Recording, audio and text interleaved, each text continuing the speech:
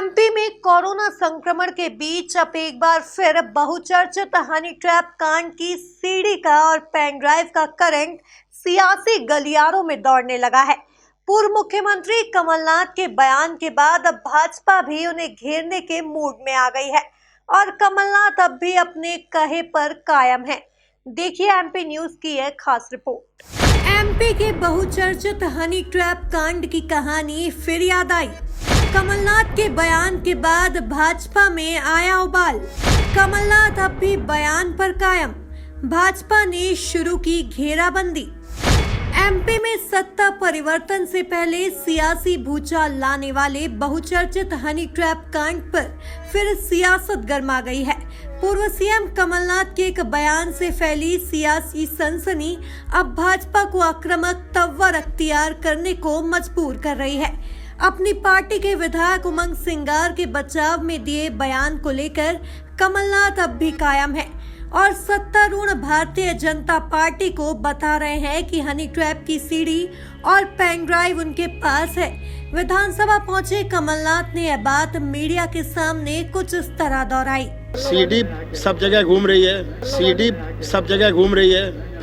कौन सी ये नई चीज है? मुझे क्या ब्लैकमेल करने की जरूरत है? मुझे क्या ब्लैकमेल करने की जरूरत है? मैं तो मुख्यमंत्री था। मुझे ब्लैकमेल करना होता मैं उस वक्त कर देता। मैं तो मुख्यमंत्री था। मुझे ब्लैकमेल करना होता मैं उस वक्त कर देता। सीडी मेरे पास क्या? मेरे पास सबके पास है, बहुतों के पास है। सीडी मेरे पास क्या? मेरे पास सबके पास है, बहुतों के पास है। आप पत्रकार वार्ता में मैंने कहा आप में से भी सबके पास है, सब चुप रहे। उधर बीजेपी में इसे लेकर अब गुस्सा साफ देखा जा सकता है। पार्टी के प्रदेश अध्यक्ष विष्णु दत्त शर्मा ने इंदौर में मीडिया से कहा कि कमलनाथ ने ऐसा कहकर संवैधानिक शपथ की गोपनीयता का उल्लंघन किया है। और जिस प्रकार से कमलनाथ जी आपने कल इस प्रकार का जो दबाव डाल करके गुमराह करने का प्रयास किया, आज मैंने सुना है मीडिया के अंदर मीडिया के लोगों से उन्होंने कहा कि मुझे तो मीडिया के मित्रों ने सीडी दी थी। दुर्भाग्यजनक। और वो कह रहे हैं कि मुझे पुलिस वालों ने सीडी दी थी। आप जिम्मेदार व्यक्ति हैं, उनके नाम उजागर करिए कि कौन लोग थे जिन्होंने आपको सीडी दी।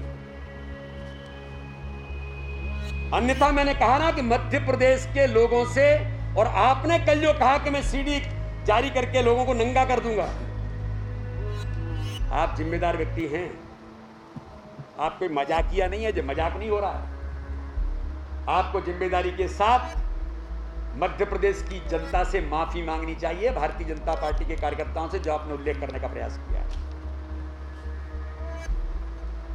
और जो हाई कोर्ट की मॉनिटरिंग पर काम चल रहा है,